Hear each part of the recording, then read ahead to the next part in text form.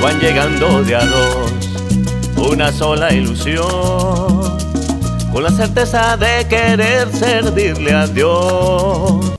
Estamos listos y con el espíritu adecuado para nuestra primera meditación, que estará dirigida por el Padre José Jacinto Farías, catedrático de Teología de la Universidad de Lisboa, con 15 años en el movimiento y conciliario del equipo responsable internacional.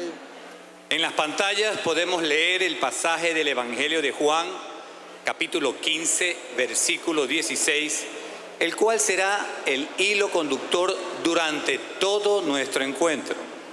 La frase es: no son ustedes los que me eligieron a mí, sino yo el que los elegí a ustedes.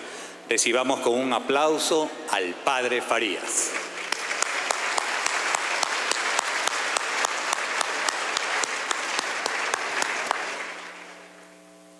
Muchas gracias. Este texto evangélico hace parte de los discursos de despedida de San Juan, el discípulo que Jesús amaba, que San Juan escuchó de boca del Señor en aquella intimidad que él traduce cuando dice, inclinando su cabeza sobre su pecho, preguntó: ¿quién es, Señor? Los discursos de despedida son la revelación de aquello que el evangelista dice al principio, sabiendo que había llegado la hora de partir de este mundo hacia el Padre. Él, que amaba a los suyos que estaban en el mundo, llevó hasta el extremo el amor por ellos. Y levantándose de la mesa, tomó una vasija con agua y comenzó a lavarles los pies. El resto de lavar los pies acostumbraba a ser interpretado en el sentido de la actitud que debemos tener unos para con los otros, tal como el Señor. Somos llamados a servir y no a ser servidos. Y esto es verdad. El mismo Señor lo dice: han visto lo que hice, ahora bien, si les he lavado los pies, también deben hacer lo mismo, lavarse los pies unos a otros.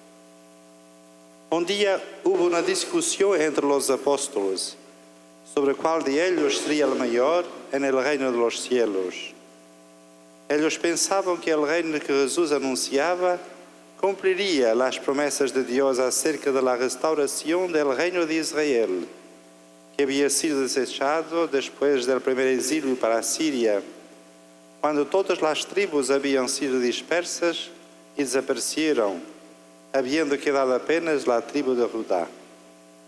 Fue en este contexto que ellos discutieron entre sí sobre quién sería el más grande en el tiempo de la restauración.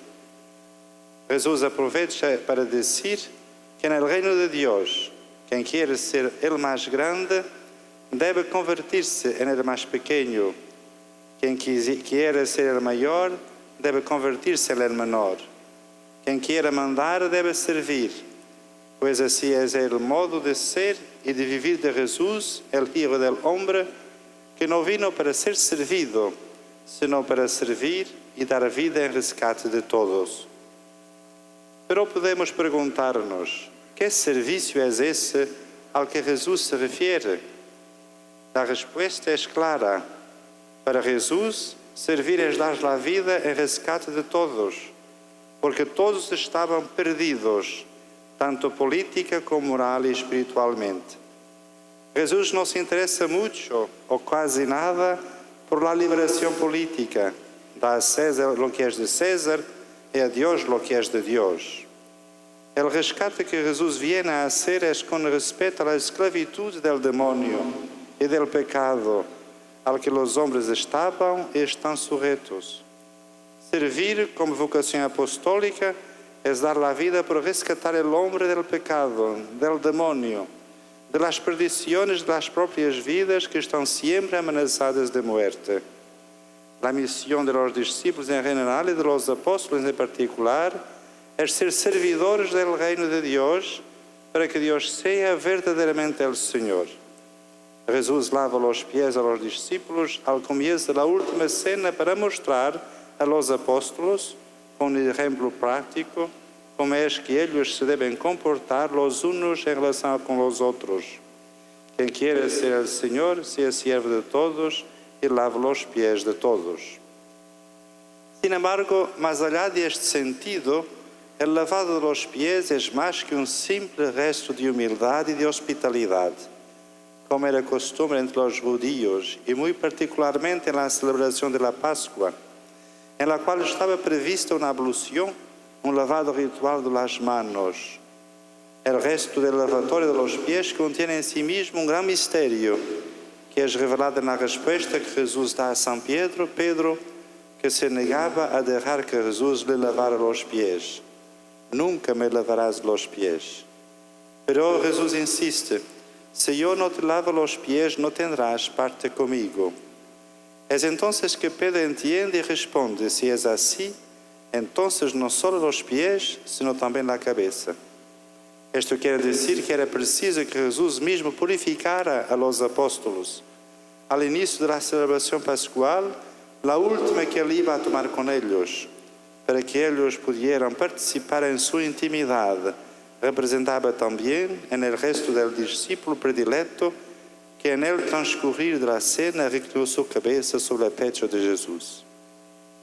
Esta escena nos hace recordar otra bien antigua, cuando Moisés oyó a Dios que le ordenaba que descalzara las sandalias, porque el lugar que pisaba era santo. Jesús no ordena a los discípulos que descalcen las sandalias. Es Él mismo quien los descalza y los lava los pies, esto es, purificarlos para que puedan ver el rostro de Dios que se revela en el rostro de Cristo. Os digo estas cosas antes de que ocurran, para que cuando ocurran sepan que yo soy. Aquí está la revelación del nombre de Dios, la revelación de su rostro. Como el mismo evangelista dice en otra parte, nadie jamás ha visto a Dios, fue el Hijo unigénito que está en el seno del Padre que nos lo dio a conocer. Algunos padres antiguos relacionaron este resto del lavado de los pies con los sacramentos, el bautismo que cura el pecado original y la penitencia que perdona los pecados actuales cometidos después del bautismo. Porque con el pecado original no podemos ver a Dios, ni tampoco con el pecado mortal. Es necesario que el Señor nos purifique, incluso en nuestras facultades de conocimiento y de voluntad, para que podamos ver el bien y lo podamos seguir, en un acto consciente y libre de nuestra voluntad. En la exhortación apostólica Amoris Laetitia, el Papa Francisco llama con insistencia a que los cristianos en cualquier estado en que vivan, casados o solteros, reciban con frecuencia el sacramento de la penitencia, acorram con corazón humilde y contrito el perdón sacramental que confirme el cambio de vida de acuerdo con el pensamiento de Dios y la realización de su voluntad. No debemos olvidar, queridos matrimonios, que pertenecemos a este admirable movimiento que Dios suscitó en la Iglesia y que promueve la santidad en pareja. Solo habrá alegría, felicidad humana, si realizamos en nuestra vida la voluntad de Dios y en ella pasa lo que a ustedes les dice el respeto por la santidad del matrimonio, uno indisoluble y fecundo. No dejemos que nuestro corazón se endurezca. Nuestra actitud debe ser la misma que la de Nuestra Señora que meditaba en las palabras de Jesús. ¿No saben que debo ocuparme de las cosas de mi Padre? Y guardaba todas estas cosas en su corazón. Las palabras del profeta Isaías al rey Acaz en el siglo VIII antes de Cristo, si no creen no permanecerán, o las de Jesús, si no se convierten perecerán del mismo modo, nunca fueron tan actuales como hoy, incluso en el contexto de Amoris Laetitia. Si nuestro amor no fuera purificado por la cruz, no tendremos participación en la alegría. Pero fue por esta alegría que el Señor nos llamó. No fueron ustedes los que me escogieron, Fui yo el que los escogí a ustedes. Gracias por vuestra atención.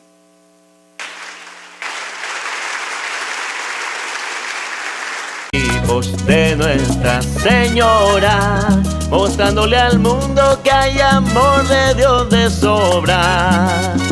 Equipos de Nuestra Señora, pedazo de cielo que vivimos desde ahora. Ven a compartir.